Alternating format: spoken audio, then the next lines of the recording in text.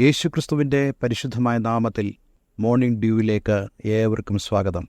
പുതിയൊരു ദിവസം കൂടെ ദൈവം നമുക്ക് നൽകിയല്ലോ. ഇന്ന് ദൈവത്തിൻ്റെ മാറ്റമില്ലാത്ത വചനം ധ്യാനിക്കുവാൻ കർത്താവ് നമ്മെ സഹായിക്കട്ടെ. അപ്പോസ്തലനായ പത്രോസ് എഴുതിയ 1-ാം ലേഖനം 2-ാം അധ്യായത്തിൻ്റെ 1, 2, 3 വാക്യങ്ങൾ വായിച്ച് ധ്യാനിക്കുവാൻ ഞാൻ കർത്താവിൽ ശരണപ്പെടുന്നു. ആകയാൽ സകല ദുഷ്ടതയും എല്ലാ ചതിവും വ്യാജഭാവവും അസൂയയും എല്ലാ നുണയും നീക്കിക്കളഞ്ഞ് ഇപ്പോൾ ജനിച്ച ശിശുക്കളെപ്പോലെ രക്ഷയ്ക്കായി വളരുവാൻ വചനമെന്ന മായമില്ലാത്ത പാൽ കുടിപ്പാൻ വാഞ്ചിപ്പീൻ. കർത്താവ് ദയാലു എന്ന് നിങ്ങൾ ആസ്വദിച്ചിട്ടുണ്ടല്ലോ. അപ്പോസ്തലനായ പത്രോസ് ദൈവവചനത്തിൻ്റെ മഹിമയെക്കുറിച്ചും ദൈവവചനത്തിൻ്റെ നിത്യമായ സ്വഭാവത്തെക്കുറിച്ചും വിവരിച്ച ശേഷം ദൈവവചനത്തോടുള്ള നമ്മുടെ പ്രതികരണം എങ്ങനെയായിരിക്കണമെന്ന് ഈ വാക്യങ്ങളിലൂടെ വിശദമാക്കുകയാണ്. 2-ാം അധ്യായം 2-ാം വാക്യത്തിൽ നമ്മൾ വായിക്കുന്നു, ഇപ്പോൾ ജനിച്ച ശിശുക്കളെപ്പോലെ രക്ഷയ്ക്കായി വളരുവാൻ വചനം എന്ന മായമില്ലാത്ത പാൽ കുടിപ്പാൻ വാഞ്ചിപ്പീൻ. ഒരു ശിശുവിനെ ഉദാഹരിച്ചുകൊണ്ട് ആ ശിശു പാല് കുടിക്കുവാൻ അത് എപ്രകാരം ആഗ്രഹിക്കുന്നു എന്നുള്ള കാര്യമാണ് ഇവിടെ അപ്പോസ്തലനായ പത്രോസ് നമുക്കൊരു പാഠമായി ചൂണ്ടിക്കാണിക്കുന്നത്. നമുക്കറിയാം, ഒരു ആരോഗ്യവാനായ നല്ല പുഷ്ടിയുള്ളതായ ഒരു കുഞ്ഞിനെ സംബന്ധിച്ചിടത്തോളം അതിന് അമ്മയുടെ മുലപ്പാല് വളരെ ആവശ്യമാണ്. അതൊരിക്കലും ഒരു ഭാഷാ പ്രയോഗത്തിലൂടെ അത് അമ്മയോട് പറയത്തില്ല, അമ്മേ എനിക്ക് പാല് തരൂ എന്ന്.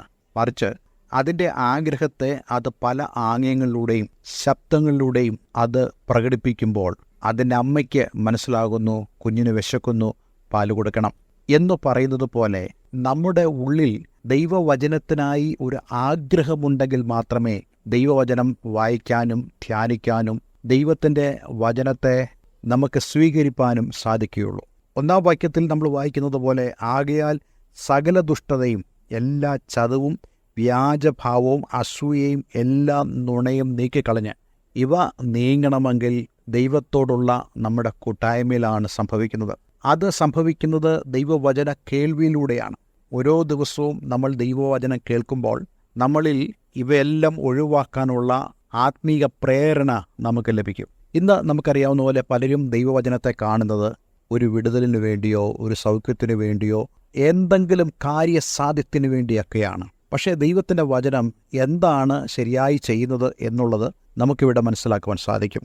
ദൈവവചന കേൾവിയിലൂടെ നമ്മിലുള്ള സകല അശുദ്ധിയും എല്ലാം നീങ്ങിപ്പോകുവാനിടയായിത്തീരും എന്ന് മാത്രമല്ല, നമ്മെക്കുറിച്ച് ദൈവം ആഗ്രഹിക്കുന്നത് നാം രക്ഷയ്ക്കായി വളരണം.